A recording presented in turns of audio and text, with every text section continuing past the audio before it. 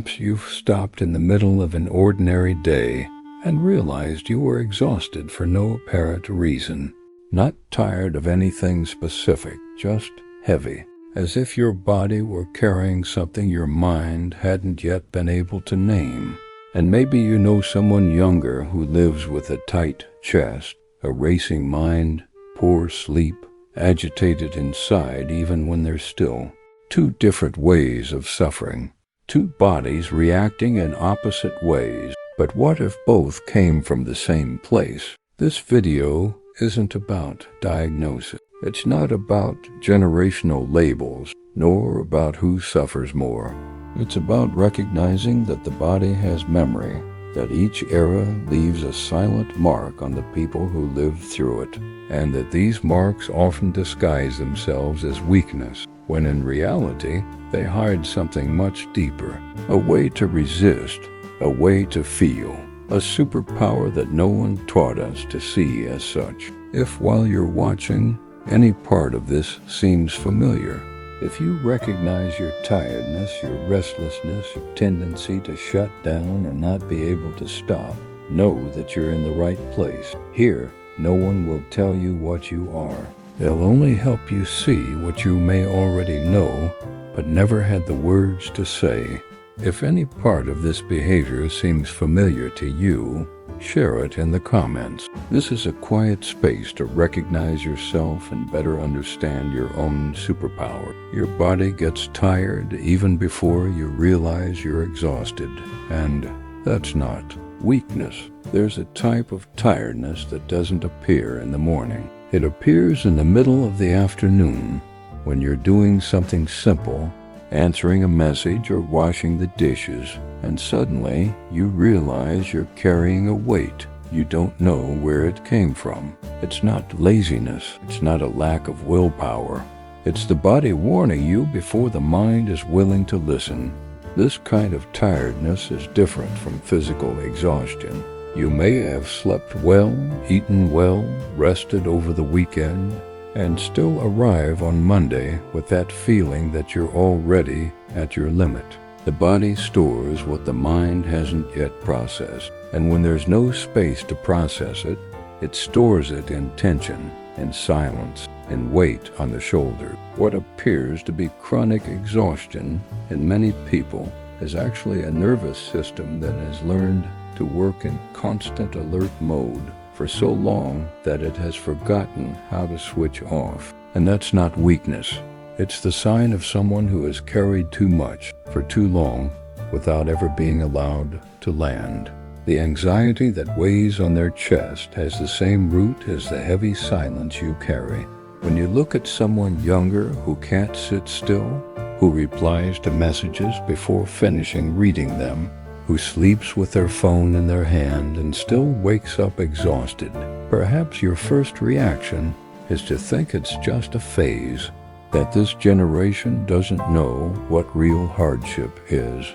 But their bodies are saying something very similar to what your body is saying, just in a different language. The tightness in your chest from anxiety and the heavy silence you carry inside are not opposites. They are two different responses to the same feeling that the world is too big, too fast, and too demanding.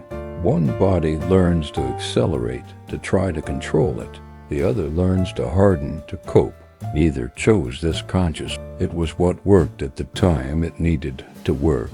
It's curious to realize that two people from different generations can be feeling the same thing deep down and never understand each other on the surface, precisely because each has learned to survive in a completely opposite way. The superpower here is this: when you can see that the other person is not weak or dramatic, but is carrying a burden as real as yours, the empathy that arises from this is rare, and very few people have it. When you take a deep breath in the middle of nowhere, your body is releasing decades of pent-up pressure. You're driving, or sitting on the couch, or waiting for your coffee to brew, and suddenly you let out a long sigh, one of those deep sea sighs, without planning it. Nobody asked, nobody did anything. Your body simply decided to release a piece of what it was holding on to. This happens more often than you realize, and it almost always goes unnoticed, as if it were just a reflex. But the body doesn't do this by chance. A deep sigh is one of the oldest ways the nervous system has found to self-regulate. It's as if amidst all the accumulated tension of the day, the week, the years, the body finds a crack and takes advantage of it to let out some of the weight. It doesn't solve everything, but it relieves enough to continue. It's silent, it's automatic, and it's much more intelligent than it seems. Think about how many pressures you've swallowed without complaining. How many times have you held back your feelings because it wasn't the right time, because someone else needed it more, because showing it seemed like weakness? Your body carefully stores all of that, and every now and then, in a quiet moment, it finds a way to breathe for you.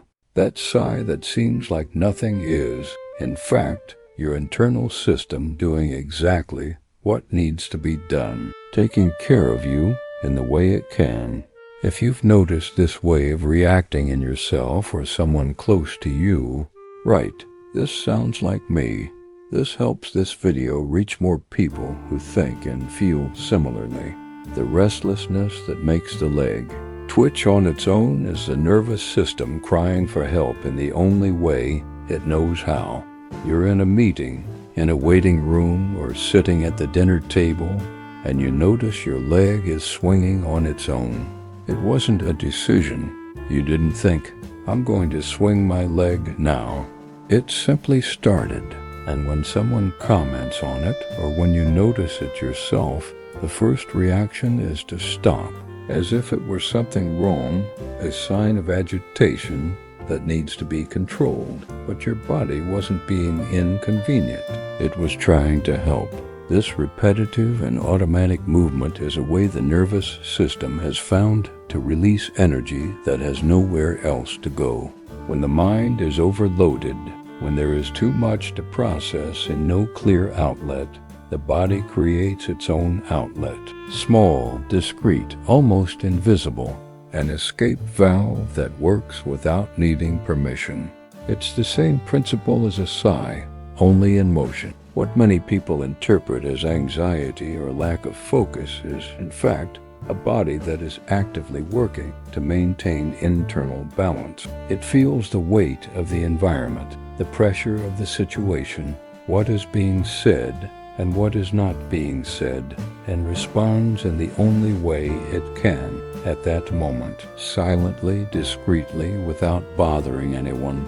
This level of sensitivity to the surrounding environment is a superpower that most people don't even know they have. You avoid noise not because you're antisocial. Your body has learned that silence is essential for survival. Some people arrive at a party, a shopping mall, or an office full of people talking all at once, and within minutes they already feel that silent urge to leave. It's not bad mood. It's not shyness. It's the body entering protection mode almost automatically, as if the external noise were too much for an internal system that is already processing a lot. You smile, you talk, you seem fine, but inside you're already counting the minutes. This way of reacting to excessive stimulation didn't appear out of nowhere. At some point in life, perhaps very early on, silence was the safest place that existed. The place where no one demanded anything, no one judged, no one expected anything. And the body learned this so well that even today, when the environment becomes too intense, it seeks that feeling back, not as an escape, as protection, as something that worked and that the system stored as a reliable resource. What appears to be isolation to an outsider is internally a sophisticated way of managing one's own energy. People like this tend to be extremely attentive to their surroundings. perceiving tensions that others ignore, sensing the atmosphere of a place even before anyone speaks a word. This silent radar, this way of reading the world through what is left unsaid, is one of the most underestimated superpowers that exist, and it resides precisely in the body that chooses silence. They scroll through their feed endlessly, not out of addiction, but because the brain seeks control where everything seems uncertain. Have you ever stopped to watch someone younger using their cell phone and thought, how can someone be like that? Staring at a screen non-stop, jumping from one video to another without finishing any? It seems like distraction. It seems like escapism. And maybe it is, but not in the way we imagine. The brain that scrolls through the feed non-stop isn't looking for entertainment. It's looking for something that seems predictable in a world that never stops changing. Each new post, each new video, each new notification delivers a small, controlled dose of novelty. It's different from the real uncertainty of life, of bills, of the future, of relationships. There, on the screen, you choose what to see. You can stop whenever you want. You can skip what you don't like. It's one of the few experiences of the day where the feeling of control still exists. And when everything around seems too big and too uncertain, the brain will seek that feeling wherever it can find it. What seems like addiction or lack of attention is often a nervous system trying to anchor itself to something predictable. It's the same instinct that makes an older person rearrange their house when anxious, or always rewatch the same comfort movie before bed. The format changes. The need is the same. And recognizing this in others without judgment is the beginning of an understanding that most people never manage to have. The tiredness that doesn't go away with sleep and the anxiety that doesn't go away with distraction come from the same place. You sleep 8 hours and wake up tired. You distract your mind with a series, music, conversation, and as soon as you stop, the anxiety returns exactly where it came from. It's frustrating because you did what you were supposed to do. You rested, you distracted yourself, you followed the advice, and yet your body remains heavy, your mind still racing, as if there's something that none of these solutions can achieve. And in fact, there is. Sleep restores the physical body. Distraction occupies the conscious mind, but neither reaches the place where that tiredness and anxiety truly reside. They live in a deeper layer where all the times you needed to be strong before you were ready are stored. All the times you swallowed something to avoid creating problems. All the times the world demanded more than was fair. This place cannot be restored with sleep. It needs something else. It needs recognition. And here's something few people realize. The fact that you feel this deep tiredness, this anxiety that has no clear purpose, is already a sign that your internal system is trying to tell you something important. And it's not broken. It's asking for attention in a way that goes beyond the obvious. People who can hear this signal, even without fully understanding what it means, have a capacity for self-awareness that most will never develop. That's also a superpower. Your body freezes up in meetings or in lines because you've learned to hold your breath to avoid making mistakes. You're in a meeting or in a bank queue or waiting your turn to speak, and suddenly you realize your body is slightly stiff. Your shoulders are a little raised. Your breathing is shorter than it should be. No one did anything. The environment isn't threatening, but your body has entered a silent alert mode, as if it needs to be ready for anything that might come. And you didn't even realize when it started. This silent freezing has a history. At some point, probably long before you were aware of it, making a mistake came at a high cost. It might have been a harsh correction, an embarrassing situation, a time when you spoke up and regretted it, or simply an environment where it was safer not to draw attention. The body registered this, and since then, whenever it feels it is being observed or evaluated, it goes into containment mode. It holds its breath, it stiffens slightly, it waits. What seems like nervousness or insecurity is actually an extremely reliable protection system that has never forgotten what it has learned. It's on your side, trying to prevent you from going through something difficult again. The problem is that it can't distinguish a work meeting from a real danger situation, but the sensitivity behind it, this ability to read the environment and prepare before anything happens, is exactly what makes certain people so careful, so attentive, so difficult to catch off guard. If this explanation has made something clearer about your way of being, comment, "Now I understand better."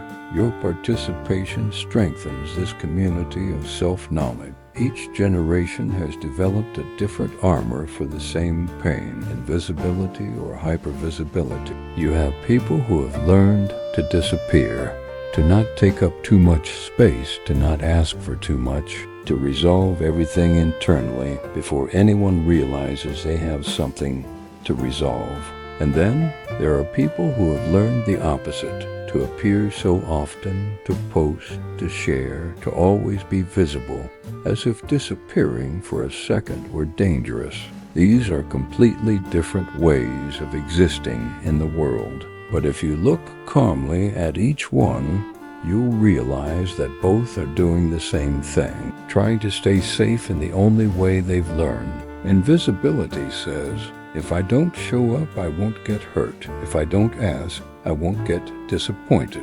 If I solve things on my own, I owe nothing to anyone. It's an armor built in silence, brick by brick, over years of learning that dependence is risky. Hypervisibility says something different, but equally profound. If I'm always present, always visible, always connected, no one will leave without me knowing. It's an armor built in movement, in constant presence, in the noise that fills the silence before it hurts. Neither suit of armor is wrong. Both were intelligent in their time. Both protected someone who needed protection. The difference is that one was built in a time when the world changed more slowly, and the other in a time when everything changes too quickly. But the heart within both suits of armor wants the same thing. You want to be safe. It wants to be seen without being judged. You want to belong without having to lose yourself in the process. The hidden superpower in all of this is the ability to feel the world with an intensity that few can withstand. There is an invisible thread connecting everything that has been said so far. The deep weariness, the persistent anxiety, the body that seizes up, the trembling leg, the sigh that comes out of nowhere, the armor that each generation has built in its own way. All of this has a common origin, and this origin is not weakness, it is sensitivity. It is an internal system that feels the world with an intensity that most people simply do not experience, and that is why they will never fully understand it. People like that absorb the environment before processing it. They feel the tension in a room before someone speaks a word. They notice when something has changed in someone's tone of voice, even if the sentence was neutral. They carry the weight of situations that aren't even theirs just because they were present when they happened. This is exhausting. This creates pressure. This sometimes seems like too much. But it's also what makes these same people so profound in their relationships, so attentive to detail, so capable of understanding others on a level that goes far beyond words. The world didn't teach us to treat this as a gift. It taught us to control it, to diminish it, to apologize for feeling so much. But to feel the world with this depth, to go through crises with our whole being, and still continue, still care, still show up, that's not common. It's rare, And if you've gotten this far recognizing some part of what's been said, maybe it's because you also carry this superpower, not the way the movies show it, the real way, silent, profound, and much stronger than it seems. And then, after all this, a simple question remains, not about diagnosis, not about generation, not about who suffers more or who is right, just an honest question. What if your way of being, that way that sometimes seems too much or too little or out of time, what if it makes more sense than you ever imagined? The tiredness that doesn't go away with sleep and the anxiety that doesn't go away with distraction are not signs that something is wrong with you.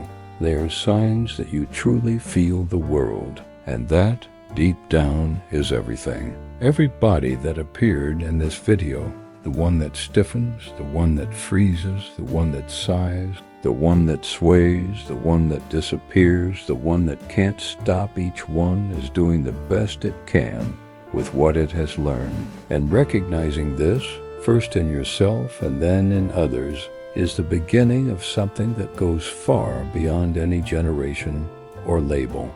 It's the beginning of a gentler understanding with the world, and especially with yourself. Have you ever noticed this type of behavior in yourself or someone you care about? Share your experience in the comments. Sometimes, just reading similar stories makes us feel much less alone. If you enjoy content that reveals the hidden superpowers in your personality, subscribe to the channel. Here we look at common daily habits with a calmer, deeper, and more human perspective.